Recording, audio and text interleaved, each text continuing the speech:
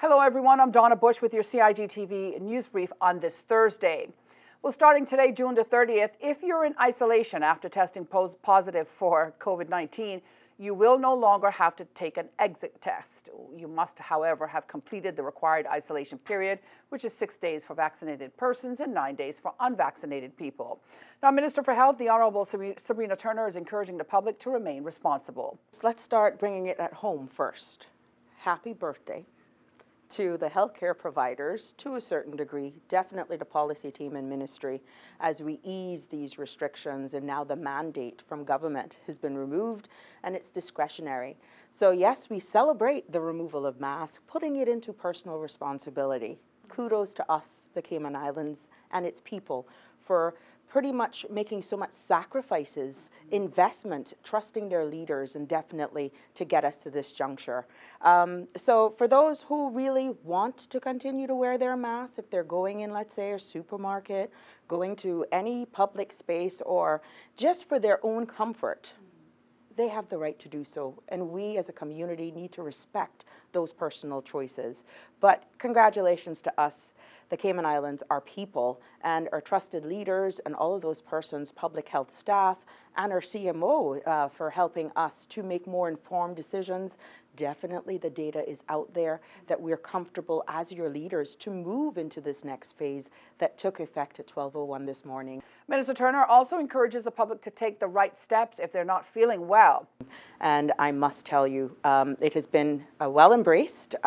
Some people are still a little skeptical, so to speak, a little bit nervous, but that's to be expected. The good thing is you have a choice to wear it or not if you so desire. Anyone should be following these rules. If you even think that it's a sinus infection, once it's flu-like, treat it as though you're COVID positive.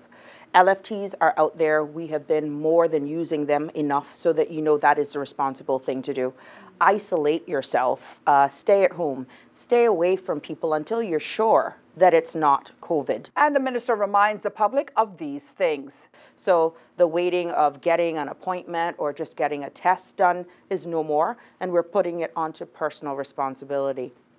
What we need to understand, though, is that surveillance where public health is concerned does not stop, because we are now increasing or doing more relaxation. It's almost a balancing act.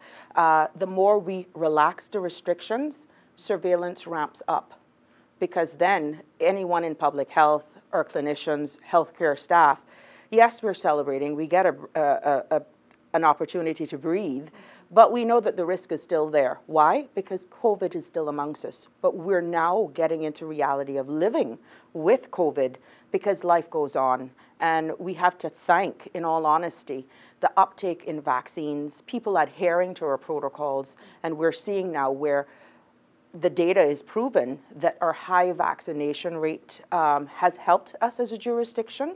And we also must be cognizant that even though we have positives, still active cases in our community, that our mortality rate remains the lowest in the Caribbean, in some case by capita, the world. So kudos to us again with the great leadership and taking the advice, definitely living up to our word that we'll be guided by the science, why we're here today. If you test positive for COVID-19 by lateral flow testing, you must still report your positive result and complete a confirmation PCR test at an HSA testing clinic. Public Health will be closing or amending hours of COVID-19 testing centers. You can also go online to hsa.ky for those details. Finally, isolation letters are no longer required from Public Health to be released from isolation.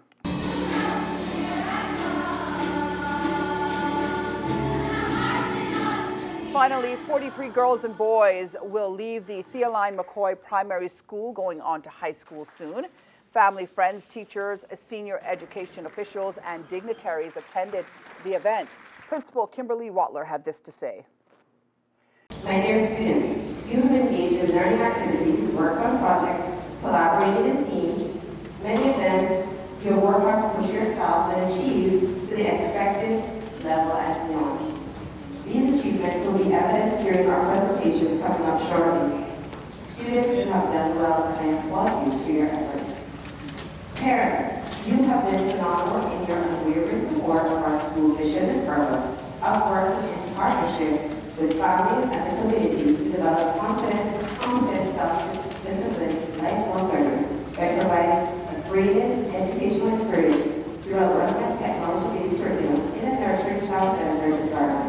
Deputy Premier, the Honourable Christopher Saunders, was one of several persons handing out certificates and awards for consistent effort, citizenship, and science, just to name a few. We invite you to join us on Friday when we bring you highlights of Sir John A. Cumber's school leaving ceremony.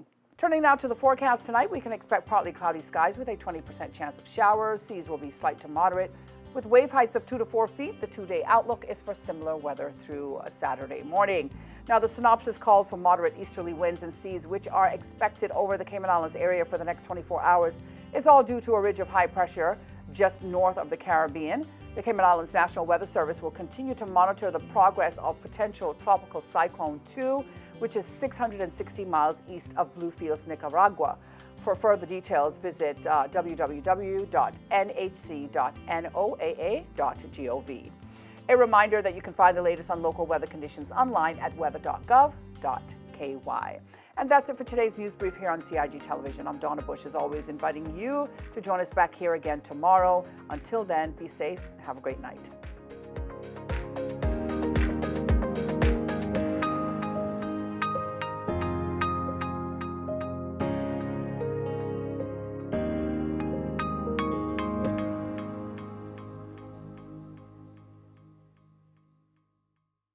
Seek the latest, accurate information on COVID-19 only from official sources at gov.ky/coronavirus.